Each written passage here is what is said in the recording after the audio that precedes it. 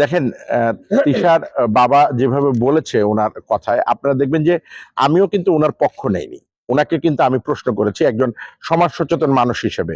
এবং আমরা যারা এই যে ধরেন আপনারা যারা ইউটিউব কন্টেন্ট বানান, যারা পোর্টালে কাজ করেন, আমরা আসলে দেখবেন নিরপেক্ষতার জায়গা থেকে সমাজের অসঙ্গতিগুলোকে তুলে আনার চেষ্টা করেন আপনারা, আর আমরা বলার চেষ্টা করি যে অসঙ্গতি আর গতি কোনটা।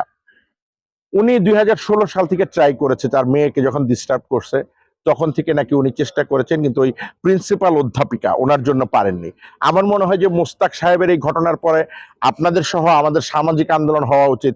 সারা বাংলাদেশে বিভিন্ন কলেজ এবং শিক্ষা প্রতিষ্ঠানে এইরকম কোনো অধ্যাপিকা, অধ্যক্ষ অথবা শিক্ষক আছে কিনা, যারা ধরেন গভর্নিং বডি হোক, শিক্ষক হোক বা ঊর্ধ্বতন কর্মকর্তা হোক, তাদেরকে এরকম অনৈতিক কাজ করার জন্য প্রিভিলিয়াস দেয় কিনা।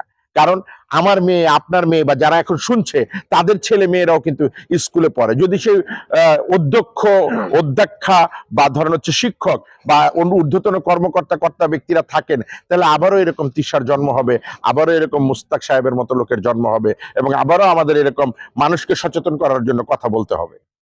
দেখেন, ওর বাবার কথায় কিন্তু তাই মনে হয় যে এটা একটা পূর্ব পরিকল্পিত ঘটনা। কারণ হচ্ছে গিয়ে মোস্তাক সাহেবের একটি ইন্টারভিউ নিয়ে, মানে ওনার ঘটনাটি নিয়ে প্রথম আলোতে একটা নিউজ হয়েছে।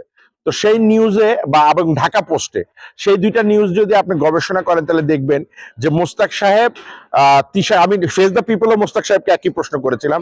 ঢাকা পোস্টের ওই নিউজে লেখা আছে যে অনুষ্ঠানটি হয়েছে মোস্তাক সাহেবের আনন্দবাড়িতে, যেটা তার নিজস্ব একান্ত, অনেকেই বলে বাগান বাড়ি।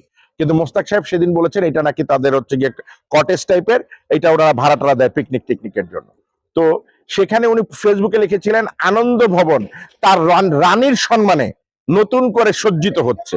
আমি তাকে প্রশ্ন করেছিলাম যে মোস্তাক ভাই, আপনি এই রানীর সম্মান বলতে কি বুঝাচ্ছেন?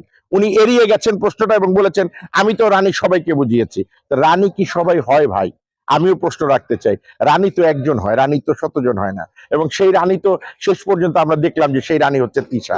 আমরা যারা আবারও বলছি চলচ্চিত্র বানাই বা নাটক বানাই বা অভিনয় করি, আমাদের মধ্যে কিন্তু একটা মনস্তাত্ত্বিক বিদ কাজ করে। কারণ আমরা যদি কোনো চরিত্র না ঢুকতে পারি, ধরেন আমি যেহেতু অভিনেতা, আমি যদি একটা ধরেন সে চোরের চরিত্রই দিল, ওই জায়গাটায় না ঢুকতে পারি, আমি কিন্তু অভিনয়টা ভালো করতে পারবো না। সো দ্যাট মনস্তাত্ত্বিক ব্যাপারগুলো আমাদের কিন্তু বুঝতে হয়। বা আমি যখন ডিরেকশন দিব, একটা ডাকাত কিভাবে কাজ করে এটা যদি আমি না বুঝি প্রপারলি, আমি কিন্তু অন্য অভিনেতাকে দিয়ে অভিনয় করাতে পারবো না। তো তেমনি এই যে তিশার বাবা যে কথা বলেছে, আপনি দেখবেন তিশা কথা বলে, তিশা কিন্তু একজন ওই যে তর্ক প্রতিযোগিতায়, আমরা বিতর্ক প্রতিযোগিতায় যে বলি ওইটা পার্টিসিপেট দিবে, সে কথা বলবে।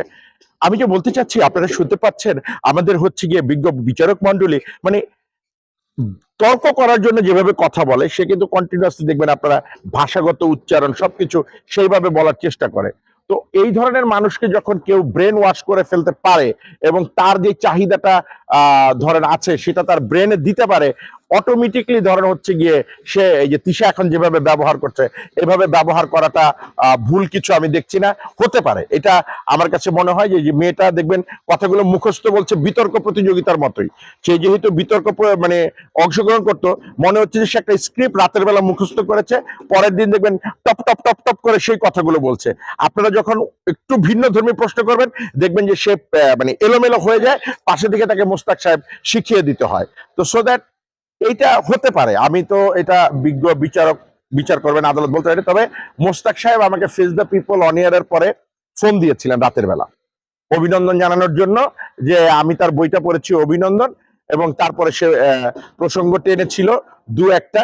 তো বেসিক্যালি কি হয়, এই ধরনের ফোনে অনেক সময় আমরা ডিমোরালাইজ হয়ে যাই যে এরকম আলোচিত একজন ব্যক্তিত্ব বা এই মানুষজন যদি ফোন করে, তাহলে সে আমার কাছে জানতে চেয়েছিল যে একই কথা তিশার বাবার এই সেই আমার শুনে আমার কি মনে হয়েছে।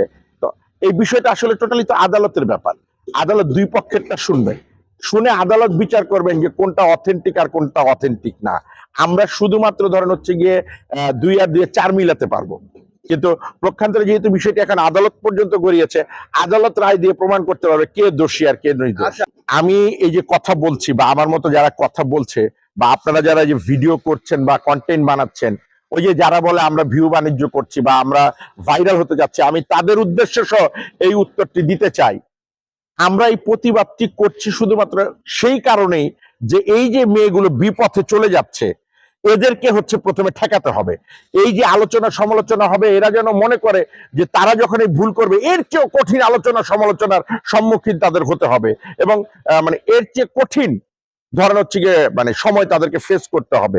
এবং আপনি যেটা বলতে চাচ্ছিলেন যে এদের ভবিষ্যৎ কি, দেখেন বাংলাদেশের নিয়ম অনুযায়ী 70-এর পরে আমরা ম্যাক্সিমাম মানুষজন ডিজেবল হয়ে যাই।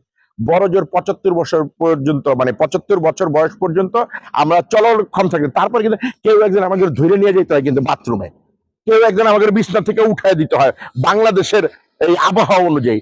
তাহলে এই যে মেয়েগুলো ধরেন 60-70 বছর বয়সের যে বিয়ে করার জন্য উদ্বুদ্ধ হচ্ছে, একটা ইয়াং ছেলে না হয় ওরে 30-এ বিয়ে করে 60 পর্যন্ত 30 পর্যন্ত যেভাবেই হোক নিতে পারবে, কিন্তু এই যে মনে করেন আর 5 বছর 10 বছর পর এই লোকগুলো ডিজেবল হয়ে যাবে, এই ডিজেবল লোকগুলোকে নিয়ে ওরা তখন কিভাবে চলবে?